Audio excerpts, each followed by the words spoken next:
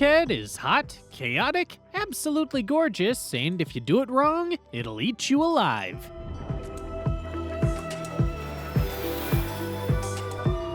I came here to find the best of the island, from wild beaches and old town gems to the local spots that make Phuket unforgettable. Let's do this right.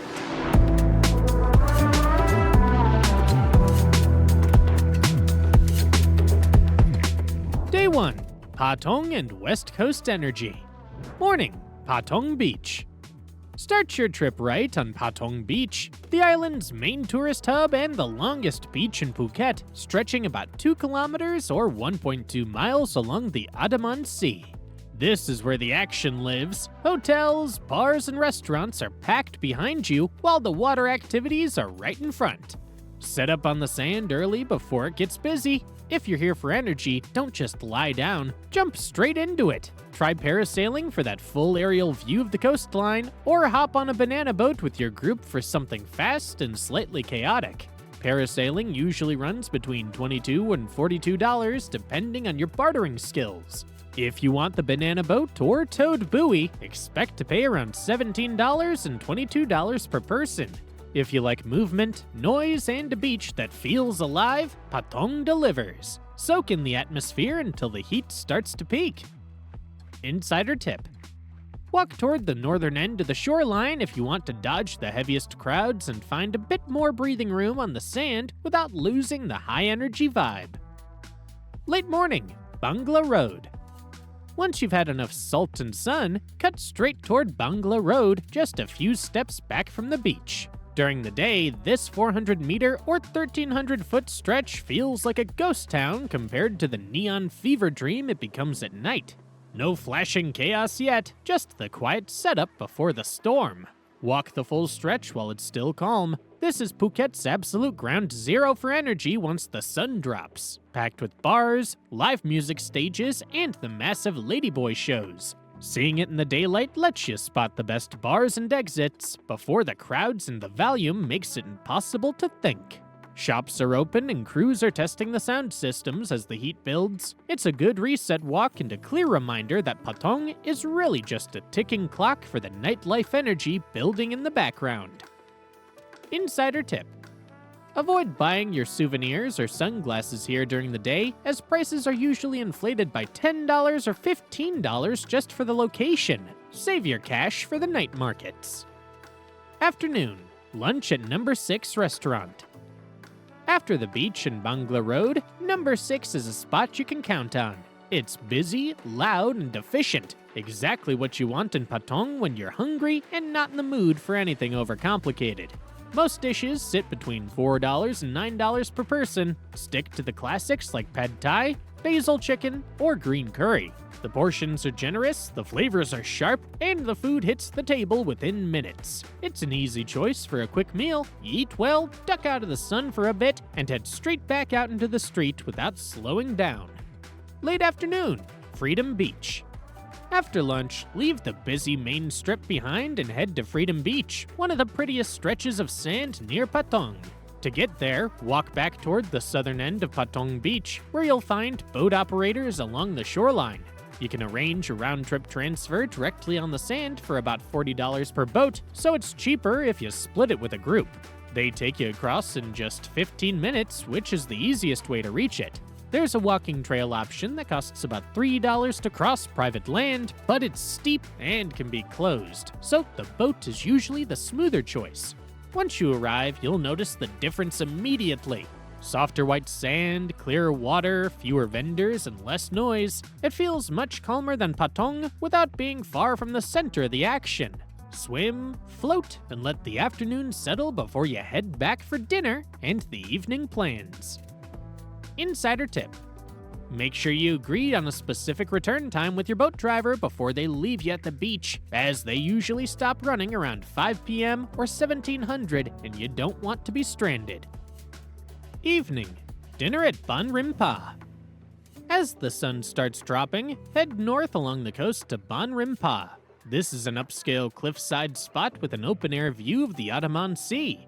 They serve royal Thai dishes, which are richer and more refined than what you find in the markets. Try the duck curry with lychee, the herbed pomelo salad, or the crab meat curry. For dinner, expect a general range of $45 to $65 per person. The terrace tables are the only ones that matter here. Book one at least 2 days in advance, or you'll end up stuck at the back near the piano bar with no view. Time your reservation for just before sunset to catch the best light. Muay Thai at Bangla Boxing Stadium. After dinner, head back towards central Patong and step into Bangla Boxing Stadium. You saw Bangla Road earlier, but now the whole area is fully alive. Muay Thai is Thailand's national sport, and watching it live is a completely different world. Fights run throughout the evening with traditional music playing during the rounds, and the crowd goes wild with every strike. Tickets usually run between $45 and $75 depending on how close you want to be to the ring. It's intense, fast, and loud, the perfect way to see the energy of the sport up close. Day 2. Phuket Old Town and City Views. Morning. Phuket Old Town. On your second day, shift the pace and head into Phuket Old Town. This is where the island feels completely different. Think colorful Sino-Portuguese buildings, quieter streets, and a much more local atmosphere compared to Patong. Start at Jui Tui Shrine, one of the most important Chinese temples in town. The bright red entrance and hanging lanterns make it easy to spot. It's an active place of worship, so you'll see locals lighting incense and leaving offerings, especially in the morning. There's no entrance fee, just dress respectfully. Spend a few minutes walking through the courtyard and main hall before continuing your Old Town walk. Bang Neo Shrine. From Jui Tui, skip the transport and take the 5-minute walk down the road to Bang Neo Shrine. Staying on foot is the only way to actually see the historic center properly. This spot has been a staple of the community since 1904, and it's a major hub for the island's famous vegetarian festival. It's usually much quieter than the other shrines, which lets you actually appreciate the details like the massive dragon-wrapped pillars and the watercolor paintings on the walls that tell old Chinese legends. Like the previous stop, this shrine is also completely free to enter. Just step inside and check out the altar details. Tai Hua Museum.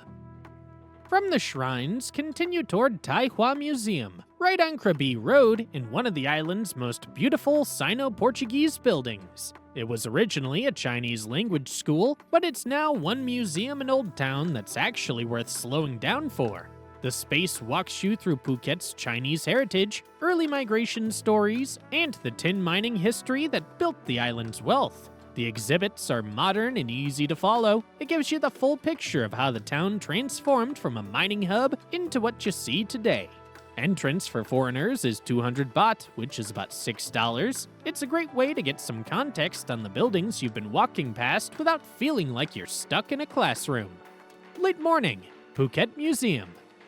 If you have the stamina for one more museum, take the short walk to the old Standard Chartered Bank building. This is the oldest bank in Thailand, and the building itself is the main draw with its high ceilings, original wooden details, and that classic colonial building hall feel. Inside, you get a quick overview of Phuket's past, focusing on the trade routes and early settlers that turned the island into a commercial hub. It's not a massive space, so you can see the highlights in about 30 minutes. Entrance is 100 baht, which is about $3. It's worth it for the quick stop just to see where all the tin mining money actually ended up before you head back out into the heat. Clock Tower. Keep walking through the historic center until you reach the clock tower. It's not some massive monument, but it's a great landmark to help you find your bearings while you're navigating the old streets. The tower stands right at a busy intersection surrounded by those famous pastel shop houses and old facades. It's a quick stop, more about getting your orientation than doing a deep dive. Take a second to look around and notice how the architecture shifts as you move through town before you start thinking about lunch. Afternoon, lunch at One Chun Cafe. By this point, you'll want a proper sit-down meal. Walk over to One Chun Cafe, which is housed in a vintage 19th century building filled with old clocks and radios. It's one of those spots where you'll see just as many locals as travelers, so you know the food is the real deal. The menu's a deep dive into southern Thai flavors. You have to try the mu hong, which is tender, slow-braised pork belly, or their signature crab meat curry served with thin rice vermicelli. Most main dishes here land between $5 and $12, though the premium crab plates can go up to $25. It's exactly the kind of meal you need to power through the rest of the day. Monkey Hill. After lunch, shift away from the historic streets and head toward Monkey Hill, which is just a few minutes' drive from Old Town. As you go up the hill, you'll start spotting them. Groups of macaws sitting along the road, watching everyone pass by like they own the place. And honestly, they kinda do. They're used to people, but they're still wild animals, so keep your distance and don't go waving food around unless you want a dozen of them charging your bag. At the top, there's a simple viewpoint overlooking Phuket Town. It isn't anything dramatic, but it gives you a wide city view and a bit of fresh air after the busy streets below. It's just a cool spot to hang out for a bit and watch the monkeys do their thing. Insider tip. If you're driving yourself, be careful where you park. These monkeys are notorious for ripping windshield wipers and side mirrors off bikes and cars just for the hell of it. Late afternoon, Kaurang Hill Viewpoint. From Monkey Hill, head over to Kaurang Hill Viewpoint. It's another elevated spot overlooking Phuket Town, and the drive is short, winding gently upward until the city opens beneath you. The viewpoint gives you a much broader panorama than the last. You'll see the rooftops, the greenery, and the coastline stretching out in the distance. It's definitely best to hit this later in the afternoon when the light softens and the temperature finally starts to drop a bit. Take a slow walk along the terrace before stopping at the large seated golden Buddha at Wat Kaurang, which is right beside the viewpoint. It's usually pretty quiet here compared to the chaos of the beach areas, so it's a great spot to just catch your breath before things pick back up for the evening. Evening, dinner at Chilva Night Market. Once the sun dips, head down from the hills to Chilva Night Market on Yawarat Road. After the quiet viewpoints, the energy here is a shift. It feels younger and more local than the markets near the beaches. The stalls are built into colorful shipping containers with live music playing. Don't commit to the first thing you see, walk the full loop first. You'll find grilled seafood, spicy skewers, fried chicken, and fresh fruit smoothies. Most small plates run between $3 and $8, so you can graze through a full dinner by hitting a few different vendors. Just find a seat, listen to the music, and eat your way through the market until you're too full to move. It beats sitting in a stuffy restaurant any day. Insider tip. If you're feeling brave, look for the stalls selling deep-fried insects. They're a local specialty here and actually taste a lot like salty popcorn. Just don't forget to grab a cold drink first. Day 3, South Phuket Temples and Scenic Coast. Morning, Phuket Elephant Park. Ditch the city noise this morning and head into the Chalong jungle. The drive alone feels like a reset as the forest starts taking over and things get much quieter. Forget the stage tricks or riding. This is an ethical sanctuary where the elephants actually get to be elephants. Depending on the session, you'll be handing out baskets of bananas, mashing up rice ball snacks, and trekking through the trails right alongside them. Some of the longer programs even throw in extras like rubber tapping or a quick Thai cooking lesson if you're feeling productive. A standard walk and feed session lasts about 90 minutes and costs around $45 to $55. If you want a full half-day experience with the meal included, it's closer to $80. Most packages include round-trip transfers from places like Patong or Phuket Town, so you don't even have to worry about the logistics. Wear clothes you don't mind getting a bit of mud on and bring some bug spray. It's a hands-on morning, and there's nothing quite like getting up close with these 5-ton giants to start your day. Afternoon, Wat Chalong. After the sanctuary visit, head over to Wat Chalong, the largest and most important Buddhist temple in Phuket. The complex dates back to the 19th century, but the standout is the tall central jetty. It's believed to hold a fragment of Buddha's bone, and the walls inside are covered in murals that tell his life story.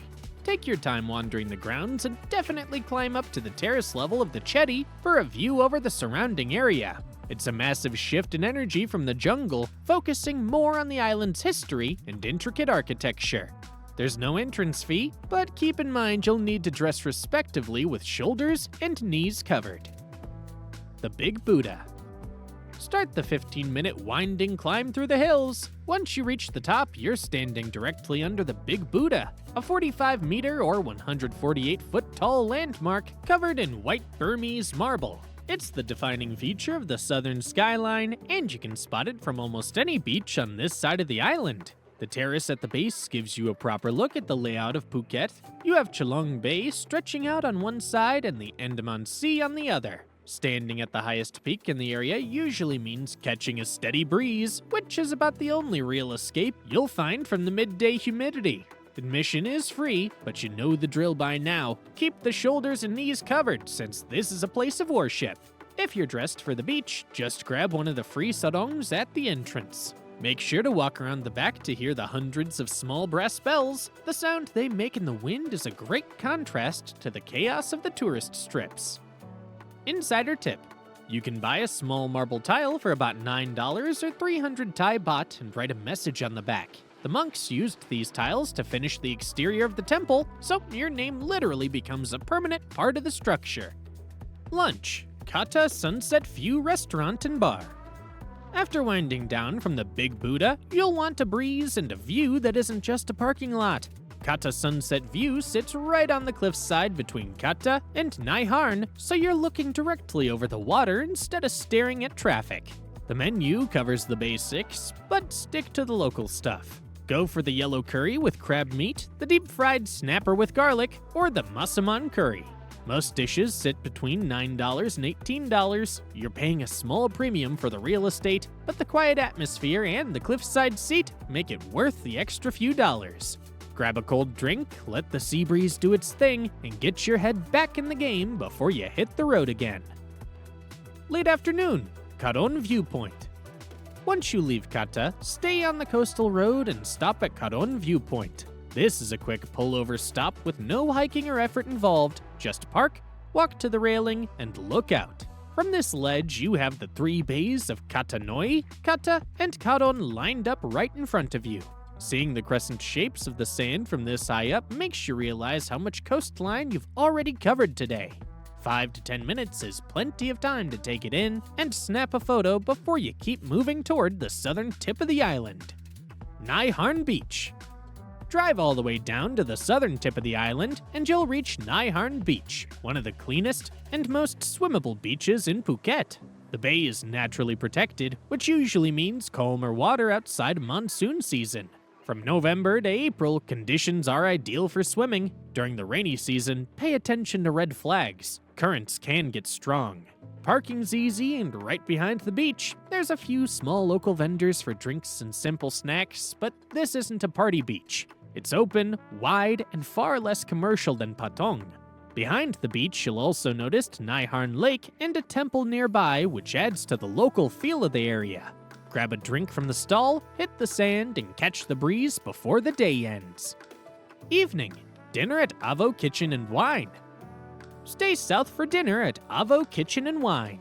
After a full day of temples and hills, this is where you settle in. It sits right by the lake and offers a break from the usual beach cafe scene. The menu's modern, think grilled meats, seafood, and pasta. Go for the tuna steak, the black spaghetti with salmon, or the beef cheeks. Most mains sit between $12 and $25. It's a quiet, intimate spot with an impressive cellar that matches the slower pace of the south. Wrap up the night with a glass of wine and the lake breeze before heading back. Day 4. Koh Phi Phi and Phuket Old Town. Morning. Koh Phi Phi Tour. Set the alarm early today. You're heading out on a full-day run to the Phi Phi Islands. Most operators use speedboats or catamarans to get you across the water fast, and these trips usually run between $90 and $140. That price covers your ride from the hotel, your snorkel gear, a buffet lunch, and those mandatory national park fees. A van will grab you from your lobby and drop you at Rasada Pier or visit Panwa Pier. Once you're on the boat and the engines kick in, Phuket starts shrinking behind you as those massive limestone cliffs begin to rise out of the Andaman Sea. First up is Maya Bay. It's that famous curved beach tucked between the rock walls. Even if you've seen the photos 1,000 times, seeing those cliffs in person hits differently. From there, you'll hit Pile Lagoon. This is where you actually jump in. The water's bright turquoise and perfectly clear. The boat loops past Viking Cave and the local residents at Monkey Beach before a final snorkeling session at Bamboo Island or Kai Island. Grab your sunscreen and get to the pier. This is the postcard version of Thailand you came for. Late afternoon, Talang Road. Once you're back on land, skip the hotel and head straight into Phuket Old Town. Start on Talang Road, the most recognizable street in the historic center. This is where those pastel Sino-Portuguese buildings line up on both sides, with balconies overhead and cafes spilling onto the pavement. You don't need a map or ticket, just wander. You'll pass small boutiques, coffee spots, and local shops tucked into centuries-old facades that have been carefully restored. Keep an eye out for the narrow alleyways hiding street art. This is the heart of the island's history and the best spot to catch your breath after a day on the water. Shrine of Serene Light. Tucked behind the shop houses on Phang Nga Road is the Shrine of Serene Light. You'll likely walk right past it if you aren't looking. It starts as a narrow alleyway that opens up into a hidden, quiet courtyard. The street noise dies as soon as you step inside. You've got red lanterns hanging everywhere and incense burning at the altar while locals stop in for a quick prayer. It's a small, tucked-away spot that sits right in the middle of a busy historic center. Early evening, Phang Nga Road street art. Step back out onto Phang Nga Road and keep an eye on the walls between the old shop houses. This stretch has become a massive open-air gallery with murals tucked into side alleys and high up on the facades. Look for the surfing bird on the side of the Jidrat Na restaurant. It's a stylized chick riding a sea turtle. Further down at the Sintavi Hotel, you'll see the Kopi Tiger, a colorful geometric piece representing the local coffee culture. Some of these pieces tell stories about the island's old tin mining days, while others are just bold, modern splashes of color. You don't need to overthink the route. Just head down the street, peek into the parking lots and narrow gaps, and you'll find plenty of art before it's time to track down some dinner. Dinner, Raya Restaurant. A quick stroll from Phang Nga Road brings you to Raya, set in a restored 1930s mansion. Step inside for a massive dose of old-school Phuket, mosaic floor tiles, high ceilings, and a vibe that hasn't budged in decades. This place serves the real-deal Southern Thai stuff. You're here for the crab meat curry with rice vermicelli, it's the house legend, or the deep-fried sea bass with lemongrass. Most mains land between $15 and $30. Since the recipes have been passed down for generations, it's a perfect place to hang out and finally relax after a long day. Grab a few plates to share and kick back. This is the island's history served on a plate. Useful info for spending 4 days in Phuket. Best time to visit Phuket. Aim for November to February for your trip. These months hit the sweet spot. Blue skies, calm seas, and manageable humidity. Expect daytime temperatures between 28 and 33 degrees Celsius or 82 and 91 degrees Fahrenheit. May to October is monsoon season. Rooms are cheaper, but the riptides are deadly and the rain is relentless. September and October are the wettest months, often bringing flooded roads and canceled boat tours. Skip these if you actually want to see the islands. City airport tips. Phuket International Airport is on the north end of the island, about 32 kilometers or 20 miles from Phuket Town, and even further from the main beach hubs. The fastest way to your hotel is a pre-booked private transfer or the Grab app, which usually costs between $18 and $30 depending on where you're staying. If you're on a budget, look for the Phuket Smart Bus outside the arrivals hall. It runs hourly, stops at all major West Coast beaches, and costs about $3. Avoid the limousine drivers shouting in the terminal. They'll charge you double the standard rate. Stick to the official taximeter stand outside or use the app to keep the price honest. Where to stay in Phuket? Patong is the island's high-energy core, putting you steps from the wildest nightlife and malls. Solid hotels run $60 to $120. It's busy, but it saves the most travel time for tours. For a polished feel, look at Bang Tao. This area is full of luxury resorts and beach clubs. Prices sit between $120 and $250. It's much quieter and more upscale than the center. For heritage vibes, head to Phuket Old Town. This spot is packed with restored shophouses and cafes. Rooms run $40 to $90. You're paying for a colorful, authentic atmosphere near the best local food. How to get around?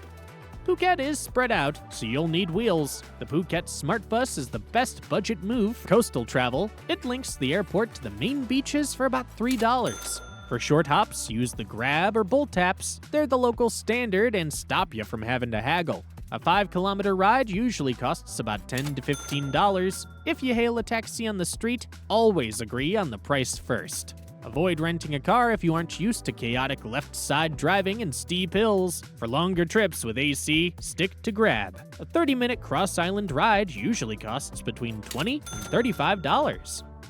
Where to eat in Phuket? Phuket's food scene is a heavy-hitting mix of Southern Thai, Chinese Hokkien, and Peranakan flavors. For an authentic local experience, hit Kab Gulai in Patong. It's a busy roadside gem where you get real-deal Thai flavors without the beachfront price hike. They're famous for yellow curry and deep-fried catfish. It's a loud, no-frills spot where a solid meal and a drink will only set you back $8 to $15. For a high-end night out, book Kanta Phuket inside the historic On On Hotel. This place reimagines modern Peranakan cuisine using 80-year-old family recipes served with world-class plating. It's the ultimate splurge for foodies, with beautifully presented sharing plates and sets running between $80 and $150.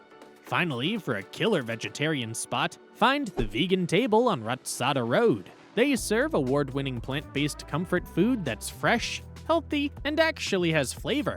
Order the vegan pad thai or their creative chicken burgers. A full satisfying meal here usually lands around $10 to $18. And that's a wrap on Phuket. The salt's still in our hair, the heat definitely won, and somehow we made it through the beautiful chaos of this island. From beach days and hidden corners of Old Town to avoiding tourist traps and making the most out of every dollar, Phuket really knows how to leave an impression. If this guide helped you plan your trip, hit like, subscribe, and join me for more adventures. And don't go anywhere, watch my Bangkok video next, because we're heading straight into rooftop views, hitting canal-side gems, and the non-stop energy of Thailand's capital.